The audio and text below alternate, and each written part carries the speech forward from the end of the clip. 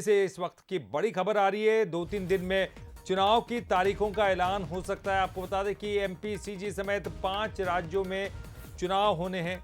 15 नवंबर से तो 7 दिसंबर तक वोटिंग संभव है।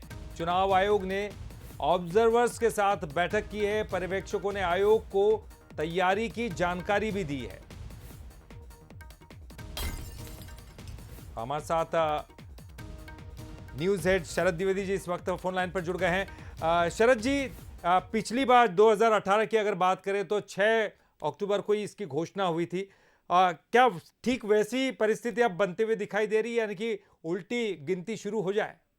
देखिए, मुझे लगता है कि 9 या 10 तारीख के बीच में आचार संहिता की घोषणा हो सकती है। और चुनाव की जहां तक बात है तो छत्तीसगढ़ में जो अनुमान जताया जा रहा है, पिछले बार से अगर हम तुलना करें तो एक ही चरण में मेरे ख्याल से वहां चुनाव हुए थे और मध्य प्रदेश का चरण भी शायद एक ही था। लेकिन इस बार मध्य प्रदेश के लिए जो खबरें आ रही हैं कि एक ही चरण में चुनाव होगा और छत्तीसगढ़ में 2 चरणों में संभावित है। लेकिन अभी ये सारी बातें अनुमान और अटकलों के दायरे में हैं। विधिवत जैसी परंपरा है, निर्वाचन आयोग, देश के मुख्य निर्वाचन आयुक्त, अन्य जो निर्वाचन आयुक्त हैं उनके साथ इस पर विधिवत प्रेस कॉन्फ्रेंस करेंगे और हमें पता चलेगा। लेकिन इसमें कोई संदेह नहीं है कि अक्टूबर के दूसरे सप्ताह में 9 से लेकर 8 से लेकर 11 तारीख के बीच में आचार संहिता की घोषणा संभावित पूरी तरह उसके आसार हमें नजर आ रहे हैं।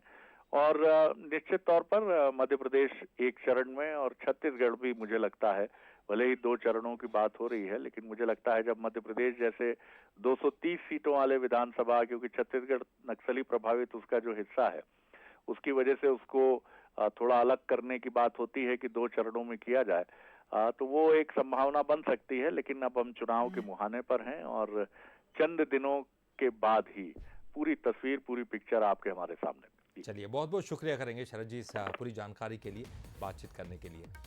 तो महज कुछ दिनों में 15 नवंबर से 7 दिसंबर तक वोटिंग संभव है। जिस तरह की बातें हो रही हैं, ऑब्जर्वर्स के साथ चुनाव आयोग की बैठक हो चुकी है और तैयारियों की जो जानकारी है वो पर्यवेक्षकों ने दे दी है। तो सभी राज्यों से आए थे पर्यवेक्षक, उनसे बातचीत हुई है और एमपी, सीजी समेत 5 राज्यों में जो चुनाव होने हैं